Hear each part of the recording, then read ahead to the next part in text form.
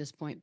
Anyways, Warriors at Grizzlies. As if there was not enough to talk about from last night, why not a little Steph Curry love as well? 52 points, leading his team with a win over the Grizzlies. 12 of 20 from three. Good God. Second 50-point game this season. His 15th career 50-point game. It's the 27th time making 10 threes in a game. That is the most in NBA history. Clay comes next with 9 games in that one.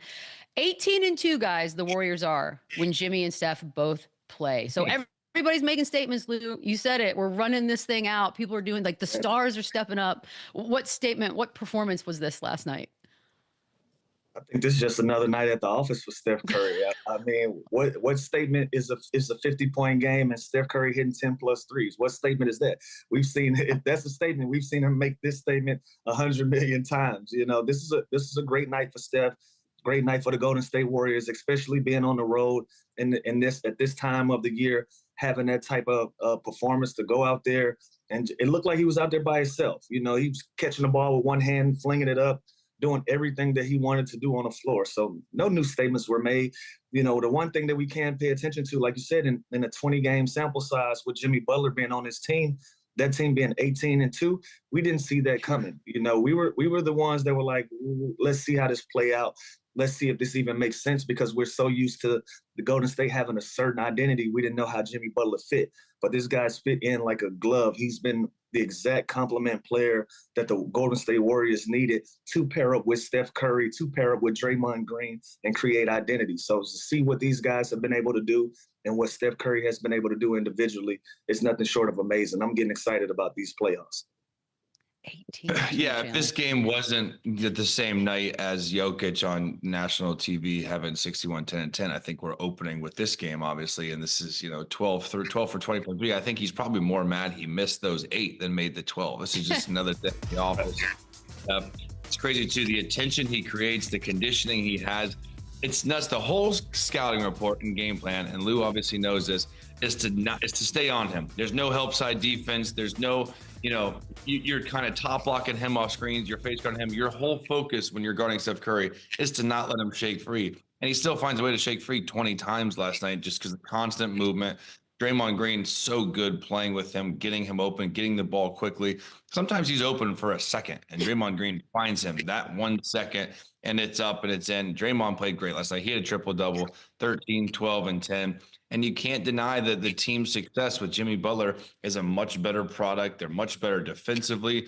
They create even more attention for Steph to shake free because Jimmy is another threat that is even scarier than Andrew Wiggins, those other guys that they were, swapped for. But the team got better. His team can defend. His team's versatile. They're getting things from, guys like Moses Moody and Podziemski. They're all stepping up. They're all happy. They're all involved, getting touches. So this was a great move by Mike Dunleavy.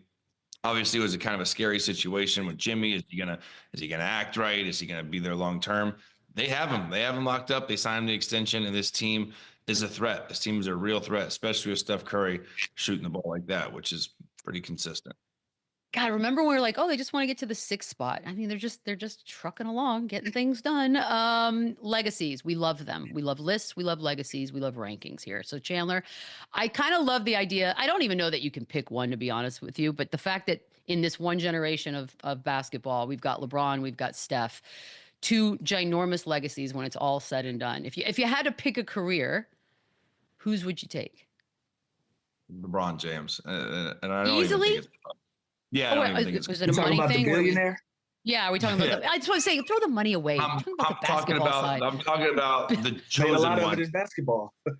I'm talking about the chosen one, Michelle, who since 17 years old has been absolutely dominant. Who's come? No. Cover of ESPN at 15. Go back. Yeah, dude turned down millions of dollars from other brands since high school. It's not even close to the comparison.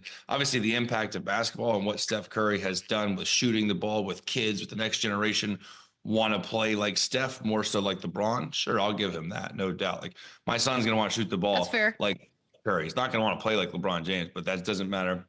Legacy is LeBron James. When you're talking about the greatest of all time, usually it comes down to Michael Jordan and LeBron James, not Steph Curry, as great as he is. So I'm probably taking the prodigy since he was 12 years old. That has been pretty perfect ever since. Gotta take Bron, but listen, Steph Curry is stadium status. He's statue status, right? Like there's Yes. there's no shortage of compliments and accolades that you can pour on to Steph Curry when he stands alone. Now, when you compare him to a LeBron James, completely different circumstances. We watched LeBron James as a kid have the expectations to be exactly who he ended up being. And usually when you put so much on a kid's shoulder at 14, 15 years old, they tend to fall short of those expectations. LeBron James didn't. He's still relevant to this day, still in a playoff run, and an amazing run at 41 years old. Like that is different. So that's when you say LeBron James compared to Steph Curry, it's never a slight to Steph Curry. I think the shoes that LeBron was able to fill and the expectations that were leveled on him, he's dealt with it over 2+ decades and still going strong. And so it got to waver towards LeBron way. I wonder if you had like a high school type popularity contest poll, like just based on likability. Like I'd love to see the numbers on that. That's different. I think you're talking next generation kids, high school AAU circuit. I think more kids want to be like Steph than LeBron. There are a lot of moments too where you even more like kids just like to play like Steph than want to be LeBron. Exactly. They look because they look at Steph and go, play like Steph. I can do that. It looks tangible. Also, he's 6'2", tangible. 6'3", like he's not this big. Yeah. He gives a lot of young guys Baby hope face. that has that size. Yeah, that's what's different about Steph than LeBron. Like, I mean, listen, I'm one of them. Like, Sebastian Telfair did that for me. Like, he was the first guy to go out of high school that was a normal size guy. Before that, to go out of high school, you had to be a gentle giant. You had to be 6'8", 6'9", already in high school. When I saw Sebastian Telfair, I said, oh, I can do this. This is something that I can do. So when you look at these young high school players, they look at Steph Curry's size, they look at the way that he can play, they feel like that is a more tangible career opposed to LeBron James for me. Yeah, there's a bunch of 6'3", 6'4", 200-pound dudes in the world. Steph Curry got there from extreme hard work. Obviously, so did LeBron, but again, I know everyday guy is not 6'9", 280 like LeBron, just an absolute physical specimen. So it's more reachable when a kid is watching Steph Curry and be like, man, I could be like him. I don't really look like the other, monster. True. Like it's Steph. It's more relatable. You know what? Steph also does a lot. Remember during the Summer Olympics, like everybody was rushing to go to the bus to the hotel, and he would like actually go sign things and take pictures. He's just got a little bit more of the fan friendly thing. You got to think of the route. In his favor. Think of the route though, Beadle. He didn't come He didn't come in touted as this big superstar guy. Like his route was different. So to go from somebody that's really humble to trying to build it out, like remember Monte Ellis said, I can't even play with this dude. I'm not playing with him. I'm the guy. So when you build your career from ground up like Steph Curry did, it gives you a different appreciation for your career than some of these other guys. You guys, you knew it was coming. Lisa, our producer, is the one that texted us last night, and this is Ja Morant moment. He had 36 points. All right, that's the basketball part of it. But there's a moment here towards the Warriors bench where he does a gesture, and I don't know who wants to tackle this first, Lou. Look at Draymond. Draymond's like, what are you doing? Why, bro? Yeah, you know what? I'm not gonna blow it out of proportion. There's so many guys doing this particular celebration.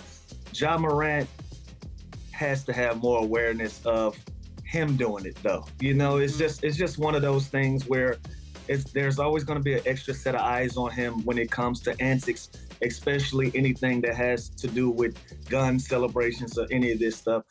Listen, it is what it is. A lot of these, you look at any bench in the NBA right now, and all of these guys are doing this celebration, but Ja Morant has to have the self-awareness to know that, hey, I got a different set of rules when it comes to this particular thing. So you just got to be more aware and have more self-awareness to where he is and with this social media age. But I'm not going to blow it out of proportion.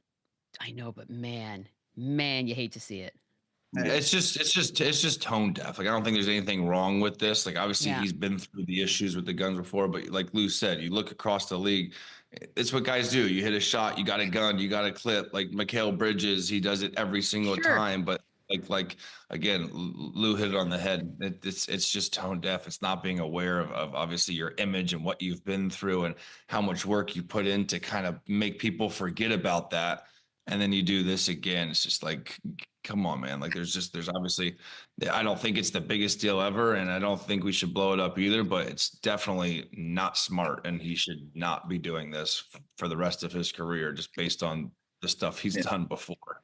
Yeah, he can do any celebration ever. All of the cells, just not two that. guys that just can't do gun celebrations no more. Ja Morant and Gilbert Arenas.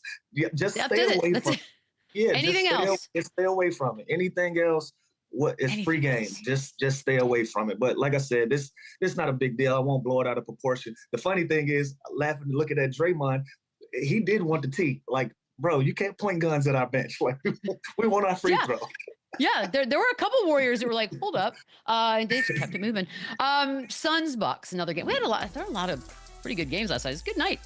Bucks defeat Phoenix. They snap their 4-game losing skid, 133-123. Giannis, 37 points, 6 rebounds, 11 assists.